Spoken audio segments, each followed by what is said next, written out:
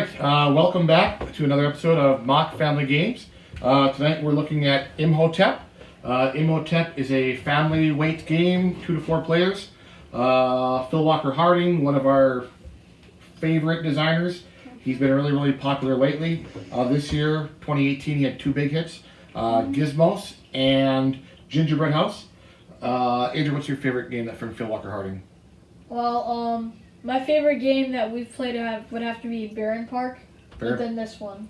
Baron Park's very good. He also did Sushi Go Party, which Sushi Go and Sushi Go Party, which are we like Sushi Go Party more though because like we have it's had a board. Yeah. So but we'll focus here on Imhotep for today. Really quickly about the box. It's from Cosmos. I do not care for the Cosmos label. It's just not as attractive as others, but that's an opinion. The inside of the box is pretty generic.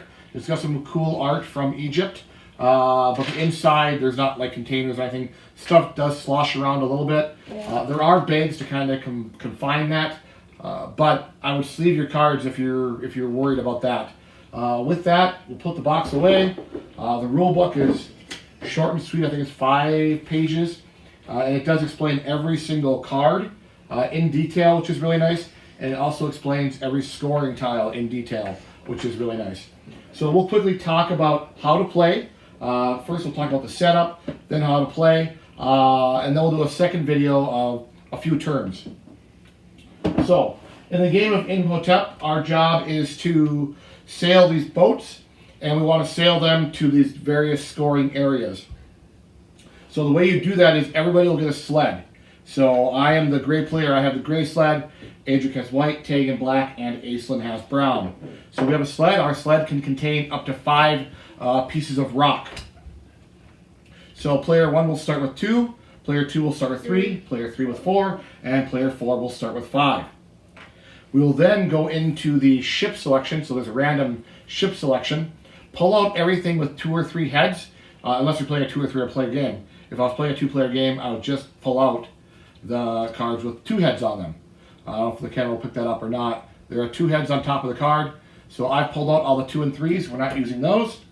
And I've pulled out all the cards with 4 heads. This is a random way to tell us which ships we're going to use.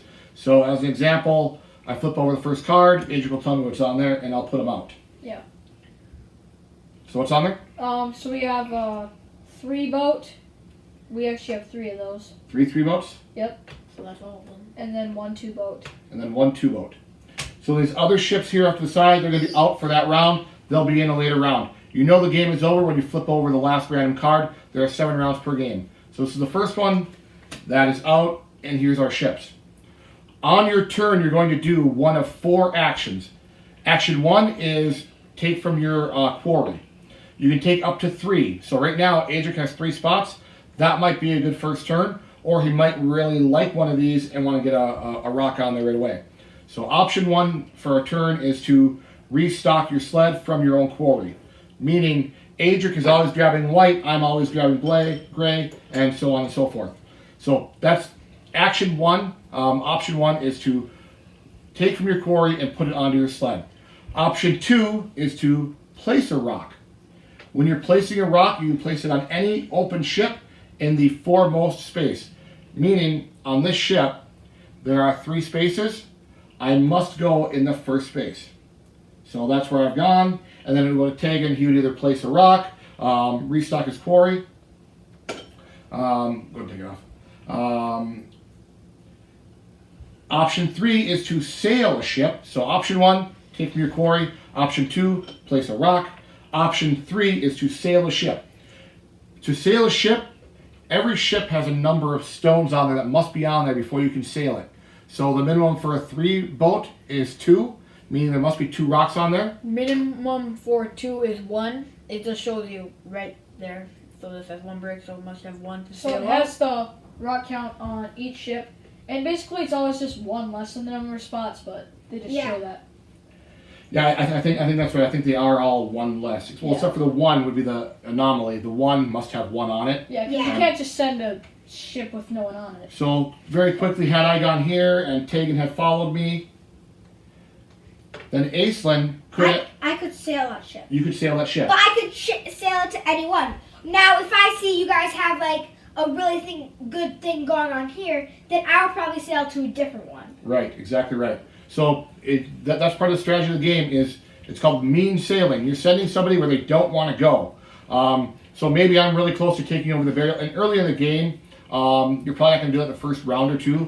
But in rounds 3 and later on, you're going to be doing that. Some mean sailing, sending them where they don't want to go, and before they get that extra rock on there. So that can be an action to sail a ship. Again, it must have the minimum number of stones. And whoever sails it gets to choose where it goes. Yep, exactly. So once a port is filled, there are 5 ports, there are 4 ships. 1 port will go unfilled. So again, every turn, maybe I'm really working on the pyramid here. That's been my game, and Aislinn on her turn puts one on there, and Adric on his turn, he sails it there, and they fit in there really nicely. That's the turn. Now nothing else can get on there, and therefore, Adric's not going to get any rocks there this turn. The last piece of the game is you can play a card. There are all these different cards. There's a deck right here. You'll reload it every round. If nobody goes there, then you'll leave them there. But if somebody goes there and takes at least one, or if we sent the 2 ship there and we took 2, we would clear that board off. So let's say I went there and Tegan was there. Whenever you're unloading rocks, you unload in the order that somebody got there. So Adric was there, and Tegan was there, and maybe Aislinn was on there. So you're always going to unload in the area that they got there. So white's going to go first. Yeah, because the black can't go first, gray has to go first. Yep. So because gray is the first on the ship, gray at the market will take the first selection of card. So there are various different cards in the deck. The rulebook will tell you what they all are. Some are set collection, some are power cards. For example, a lever is a power card. Sail a ship to a site. Decide for yourself the order in which you remove the stones. So that's a powerful card. It's giving you that action of sailing a ship, which I might do anyway, and it's giving me the power of deciding when to remove them, which is a huge part of the game because you want to be in certain spots to score points. So that's an action. That card goes out in front of me, and it's there until I've used it. Once I've used it, it goes and is discarded from the game. Other ones are set collection. Other ones allow you to place a stone immediately, but they're basically power cards. So that's a good move to go there and get those cards. What else are we missing about setup and play here, Adric? Let's talk about the different tiles. So market and pyramid are acted. Well, we should just go through the end of game and every round. Okay. So like, the burial chamber and obelisks are both end of game scoring, meaning that you'll only score those points one time. That one, in this one, you want to get like the highest one. So yeah, you want to get that, and I will want. So there's 7 rounds as well. So that also means that you'll be scoring every other one 7 times. Well, the market doesn't score. That's how you get your cards. And then the pyramids and temple each score every round. No. Well, the markets immediately. The pyramids score are immediately. The temple scores every round. So a good way to do that, to demonstrate that, for a first game, the first time we played, we separated them a little bit. So those score immediately. These score every round, or that scores every round, and the bottom 2 score at the end of the game. So what that means is, once the 4th ship is sailed, we've already scored these, they scored immediately. Once every ship is sailed, we'll score the temple, and then only at the end of the game will we score at the end of the game the burial chamber and the obelisk. And those are going to obviously be worth more points. So that's the general gist of the game. Quickly, I'll repeat the 4 actions you can take. One is reload your sled. So I can take 1, 2, 3, and my sled can hold a max of 5. So when to do that is strategic. Maybe I have only 2 empty spaces, but there's really not anything I'm going for, or the ship I want is already filled up. I want to let somebody else sail that. So I can take 3, but I can only afford 2, meaning my sled can only take 2. That's a good play. Take the 2 and let somebody else waste an action sailing that ship for you. So action 1 is to refill your sled. Action 2 is to place a stone at the front of a ship. Action 3 is to sail a ship. And action 4 is to play a card that you've gotten from the market. So 4 actions, really, really simple, 7 rounds. I would say a game takes about 25 minutes or so. 25 minutes, yeah. So that's Imhotep. The production quality is really, really nice. The tiles are thick. The blocks are, you'll notice they're really chunky, significantly chunkier than normal square blocks you'll find in a game. My only real complaint about the production at all is the scoreboard. It's a tight game, points are tight, and you are constantly having to take 3 off to move 1, and then 2 off to move 1, and then that one's back on top. And it's just really, if you have big fingers like I do, it's really fiddly working the scoreboard. So had this been maybe 50% bigger, it just would have been a lot nicer. Yeah, that's the only real complaint about the components at all. The ships are nice, they're attractive. I like the color scheme. I don't know much about color blindness, but despite these all being really close colors. Yeah, and these are the, because, these are like the 4, like, just dark colors that...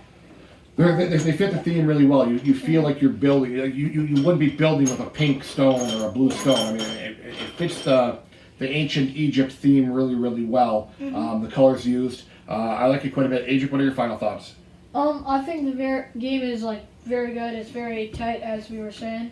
I really like that you're like when you're always doing good. Every move is like a good play. So, like, even if you're sailing a ship that's for you, you're also giving other people advantages, too. So it's very thematic in the way that you're reloading or helping someone else out, but also helping you out, or just taking a card, doing whatever you're doing. And, like, it's a really fast game, and the scoring is just a very fun game. Tegan, what about you? It's probably everything you would have said. Oh, it's just the scoreboard's just a little too small. Like, you're gonna open the box and there could have been a bigger scoreboard in there. Yeah. And like The box could have actually fit in a bigger scoreboard. like the cards are nice and like how small they are, but they're kind of hard to flip up and down. Just one thing. If you've got bad eyes, the cards are a little small for that. I know why they wanted this tile. This tile's already bigger than the rest, so I understand why they wanted small cards. But they're tiny. I don't think it's a huge problem. There's not a ton of text on them, and they're all pretty similar. Once you know them, you know them. But yeah, they're a little tiny. Asa, what's your final thoughts on this game? Yeah, I really like the game, and I like that it's like a Egyptian theme. Yeah. Yep. You feel like you're building these different things. So we'll talk more about them in the few turns video. But they all score differently, and basically, you know, where your block is on this is how you score. So, for example, in the obelisk, I've got a tower of 2, Adrian has a tower of 1, Tegan has a tower of 1, and Asa never gets on there. Then it tells you with 4 players how that scores. The highest tower, first place, gets 15 points. That's huge. Yeah. The second tower gets 10, the third tower gets 5. They're going to split those and round down. And the fourth player, even though she never even played, she's going to get 1 point. So I'm going to get 15. They're going to split 15, so they're each going to get 7, and she's going to get 1. And it might only have that many blocks on it at the end of the game. So getting there, so at the end of the game, a huge play for me might be, you know, as Tegan's loading up and trying to hopefully send his ship here, and it comes around to me and my turn, and he's going to send it, I'm going to send him off to the market in round 7, which is going to do him absolutely no good, and it's going to guarantee that I'm going to lock this thing up. Other than the set collection, but yeah, exactly what you're saying. Because the action cards don't score you any points at the end. No, they do. They're worth a point. They are? Unused action cards, the blue cards, are worth a point. Other cards are not. The decorations are also worth points in your different areas. Yeah.